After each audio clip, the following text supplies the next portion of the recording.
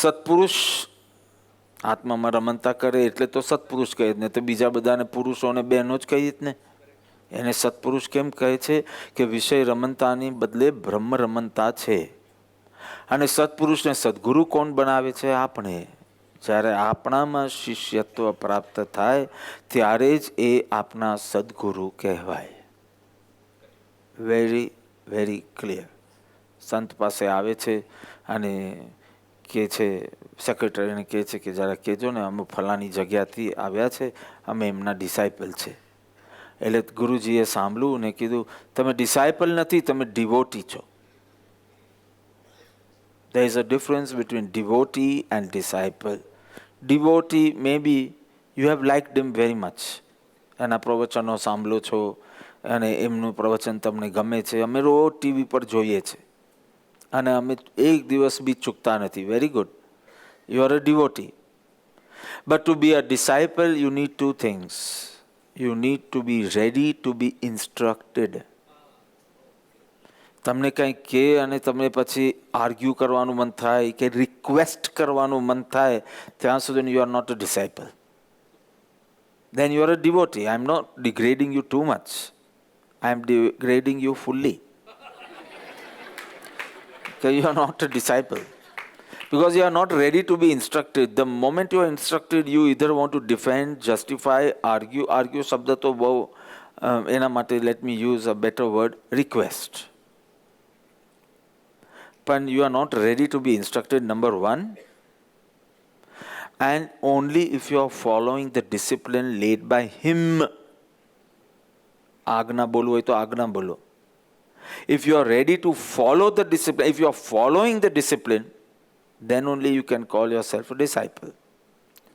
Success ભલે ના મળ્યું હોય, સિદ્ધ ભલે ના થયા હોય, પણ if you are following the discipline and trying to make it better and better day by day, trying,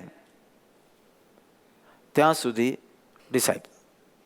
શિષ્યત્વ સર્વત્ર ન્યોછાવર કરવાની તૈયારી, એની ક્લેરિટી ઓફ પર્પસ હોય. બૌદ્ધિ ધર્મ ચીન ગયા અને ભીત સામે જ માથું મુખ કરીને બેસે. એ કે જ્યારે કોઈ સુશિષ્ય આવશે ત્યારે જ હું દર્શન આપીશ.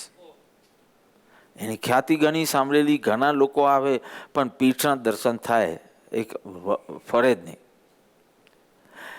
એક વ્યક્તિ શિષ્ય આવ્યો, આવતાની સાથે પ્રભુ આપ દર્શન આપો, પણ કંઈ ફર્યા નહીં બોધિધરમાં. એ તરત બે હાથ કાપીને એમના ચરણે મૂકી દીધા. દર્શન આપો ને તો અહીંયા ગરદન કાપું છું. અને એમ કહે છે તે વખતે બોધિધર્મએ મુખ એની બાજુ કરી. બે હાથ કાપીને આપી દેવા એટલે આખું જીવન બદલાઈ ગવાની નિશાની. એ બતાવે છે એની તૈયારી કે હું આખું જીવન બદલવા તૈયાર છું. બે હાથ વિનાનું જીવન એટલે શું? કોઈ ખવડાવે તારે ખાઈ શકો, કોઈ નવડાવે તારે નાહી શકો. મીન્સ પ્રતિકાત્મક સમજી લો તમે કે આખું જીવન બદલાઈ ગયું બે હાથ કાપ્યા એમાં. અને ગરદન કાપવામાં તો જીવન જ ગયું. એની પણ તૈયારી કે તો પછી બીજો જન્મ લઈને આવીશ, પણ મને આ જ જોવે છે. અને બોધિ ધર્મએ એનું મુખ એની સામે કર્યું. આટલી તૈયારી એક શિષ્યમાં. શિષ્ય હોવું પર્યાપ્ત છે. શિષ્યને બીજી કોઈ સાધના કરવાની જરૂર નથી. પણ શિષ્ય હોવું એટલે શું એ સમજવાની જરૂર છે. ઓફકોર્સ પહેલામાં પહેલું તો એને અર્પણતા જોઈશ. એક જણનો ઈમેલ હતો કે I want to make you a guru, so what procedure I have to follow. સવા રૂપિયો મૂકવાનો, શ્રીફળ લાવવાનું, ફૂલ અર્પણ કરવાનું, એમના દ્રષ્ટિ સાથે દ્રષ્ટિ મેલ કરીને આજથી હું તો આપને ગુરુ પદે ધારું છું. આ બધું તમને જે મન હોય તે કરજો. પણ આ કોઈ પ્રોટોકોલ નથી. આ એકલવ્યએ આવું કાંઈ નહીં કર્યું હોય તો પણ એ શિષ્ય હતો. આવું કાંઈ નહીં કર્યું હોય. અહમ અર્પણ કરવાની તૈયારી રાખો. તમારી મતિ કલ્પનાઓ, તમારી ઈચ્છાઓ, તમારી સમજણ, તમારો આગ્રહ, તમારી મતિ કલ્પના, તમારી ચંચલતા, આ બધાને સાથે મૂકું તો સ્વચ્છંદ. અને બ્રોડ કેટેગરીમાં મૂકું તો અહમ.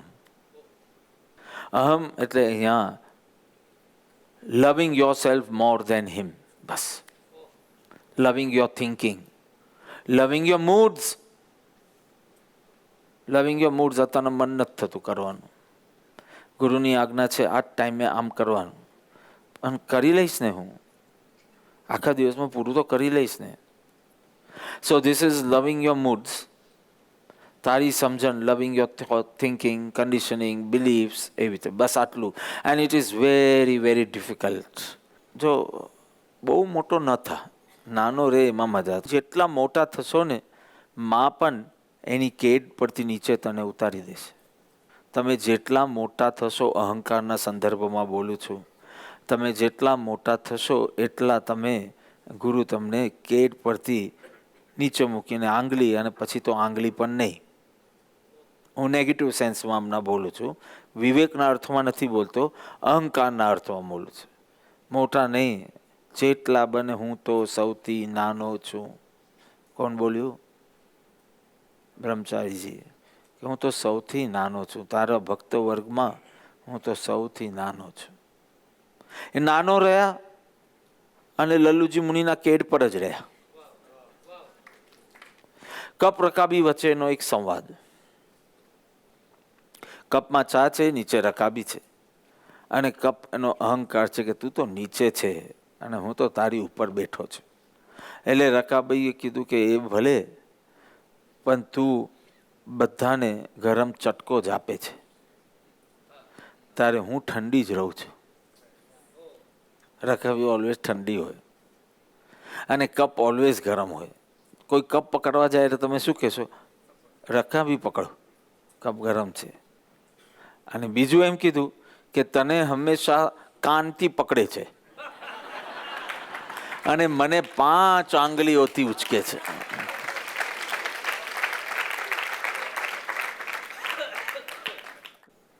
અહમ એટલો બધો ઇન્ફ્લેટ કર્યો છે જાતે પંપથી, અને આજુબાજુ એવા સ્વાર્થી લોકો જ મળ્યા છે કે એનો સ્વાર્થ સાધવા માટે તારા વખાણ કરી લે છે. પાછળ નિંદા પણ કેટલી કરે છે એના માટે તું બહેરો છે. એટલે સ્વાર્થી લોકોની વચમાં તું રહે છે, એટલે એ લોકો પણ પંપ કરે છે અને એના કારણે તું પણ બ્રહ્મમાં રહે છે. એટલે એ અહંકાર અર્પણ કરી શકતો નથી. ભક્ત તે છે જે પહેલા અહંકારથી થાક્યો છે. જેને અહંકારમાં મજા આવે છે એ શિષ્ય નહીં થઈ શકે. અહંકારથી જે થાક્યો છે અને કોકથી પ્રભાવિત થયો છે અને ત્યાં ઝૂકવા તૈયાર થયો છે. 2 ચીજ બહુ મહત્વની છે. થાકવું, 2 ચીજ જોઈશે. એક, અહંકારથી તું રાજી નહીં, થાક્યો હોય, આખો દિવસ keeping any thought is centring around you, focusing on you. આ સૂર્ય આજે ઉગ્યો ને કારણ કે હું ઉઠ્યો એટલે. આ બધું, આ એની થોટ.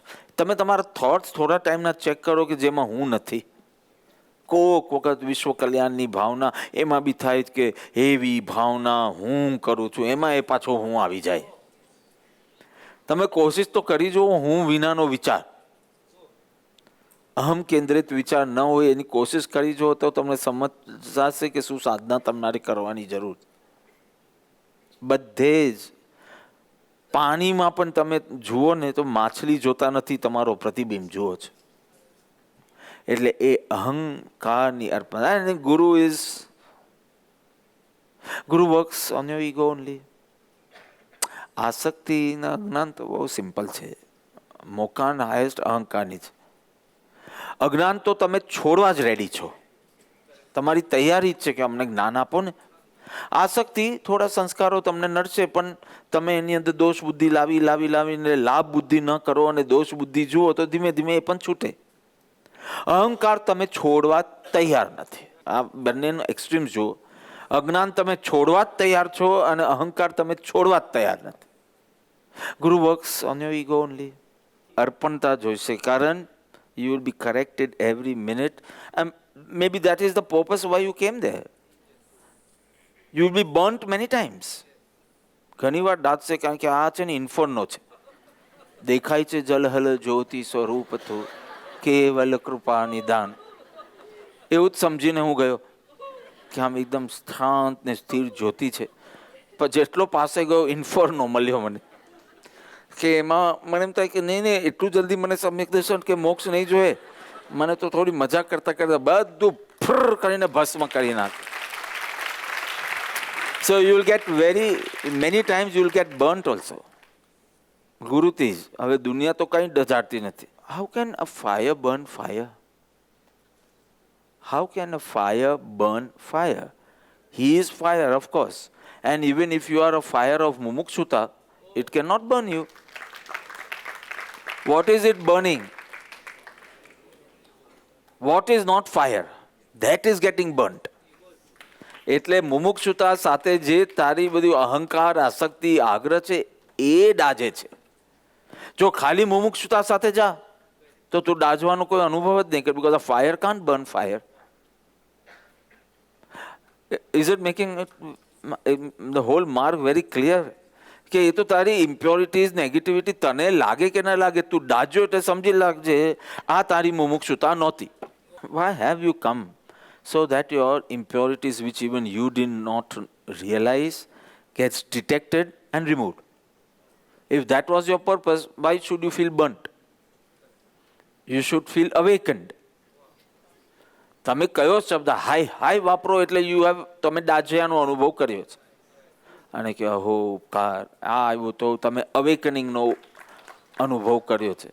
તે પેલા બેઠા હતા ગુરુજી, શિષ્યો બેઠા હતા, દેવબનીના ટ્રેનિંગ કોર્સ, અને ફૂડ વોઝ નોટ ગુડ, અને ન મળે તો ચાલે પણ મળે અને બેકાર મળે ને ત્યારે મગજ બહુ ઇરિટેટ થાય, અને એશનાઓ પણ જાગે કે આવું કંઈક મળે તો આમ તેમ. પછી ગુરુ કશે જવાનો બી ટાઈમ ના આપે, બજારમાં જઈને મીઠાઈ ખાઈ લો, એવો કોઈ પકવાન કચોરી ખાઈ લો, એવો કોઈ ટાઈમ બી ના આપે. અને એ કરાવ્યા, અને એક ભક્ત આવ્યો અને કેટલી બધી મીઠાઈ લઈને આવ્યો, રંગબેરંગી મીઠાઈઓ. અને ગુરુજીને તો કંઈ ખપે ને યાર, ખપે તો બી કેટલું ખપે, એક પીસ જેટલું ગ્રહણ કરે, 2 પીસ જેટલું ગ્રહણ કરે, આ તો થાળ ભરીને લાવે. શિષ્યોના મનમાં કે આ ગુરુજી બધું પ્રસાદ રૂપે હવે વેચવાના છે, તો આજે કંઈક સારું ખાવાનું મળશે. એટલે જેવો એ થાળ લઈ આવ્યા એટલે પેલા ગુરુજીએ 1 પીસ લીધો, એનું નૈવેદ્ય, એની ખુશી માટે 1 પીસ નૈવેદ્ય લીધો, અને કે હવે તો આ કોના કામનું છે, તો એક કામ કરો, ગંગા નદીમાં પધરાવી દો. બધી માછલીઓને આ જ ચીજની ઈચ્છા છે કે સારું ખાવાનું મળે, એટલે તો સરફેસ ઉપર તરતી હોય કે કંઈ ખાવાનું મળે. તો આ બધી મીઠાઈઓ ગંગા નદીમાં ફેંકો. કે તમે તો એ માટે નહીં જ આવ્યા હોય, તમે તો આત્મકલ્યાણ માટે જ આવ્યા હોય, તો તમને તો મીઠાઈનો કપ નથી, ને માછલીઓને મીઠાઈનો જ કપ છે, એને આત્મકલ્યાણનો કપ નથી. તો જેને જે જોઈએ છે તે મળે, એટલે એમ કે આ બધી પાણીમાં પધરાવો.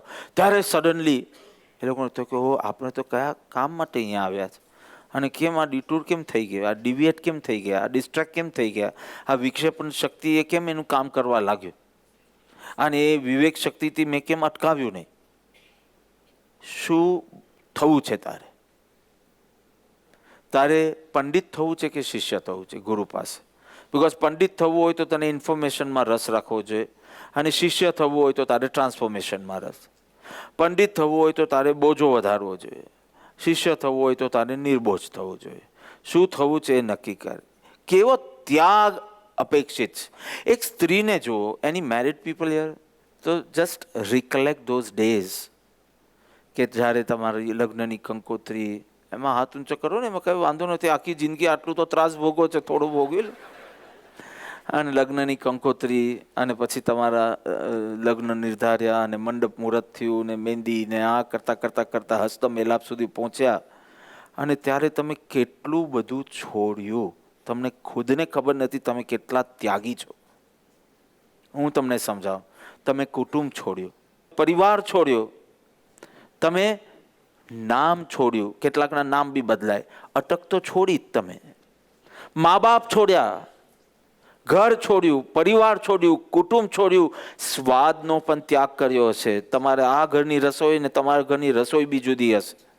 તમે સુવા અને ઉઠવાના ટાઈમિંગ્સ બી ચેન્જ કરી દીધા. પિયરમાં જુદા હતા ને અહીંયા જુદા. એમ તો બહુ લાંબુ લિસ્ટ છે, મારી પાસે ટાઈમ નથી. એક જીવનના સંબંધ માટે તમે નામ, અટક, ટેસ્ટ, ખાવા પીવાના ટાઈમિંગ્સ, ઉઠવા બેસવાના ટાઈમિંગ્સ, કેટલા શોખ, અહીંયા તમે જોબ ન કરી હોય, અહીંયા તમારી જોબ કરવાની આવે, એનીથિંગ, તમે આટલું બધું ત્યાગીને પણ એ એક ભવનું સુખ લેવા માટે ગયા, તો તમે અહીંયા અહંકાર છોડીને અનંત સુખના માટે કાચા કેમ પડ્યા? એટલે હું ક્યારેક આ લોકોને જોઉં તો મેં કીધું, are you ready to leave your name, your surname and all? They didn't have a choice. અને કોને પરણવાનું? તો કે કામી, ક્રોધીને, અજ્ઞાની જીવને. એ મરે નહીં ત્યાં સુધી બી સંબંધ રહેશે કે નહીં ખબર નહીં, ડિવોર્સ બી થઈ શકે, તારી પહેલા એ મરી શકે. આટલા અનિશ્ચિત સંબંધ, અનિત્ય સંબંધ માટે તમે આટલું છોડી શક્યા, તમે ભગવાન માટે છોડો તો તમારો મહોત્સવ થાય. દીક્ષા મહોત્સવ લો ને. આવી અર્પણતા એ શિષ્યત્વનું લક્ષણ છે.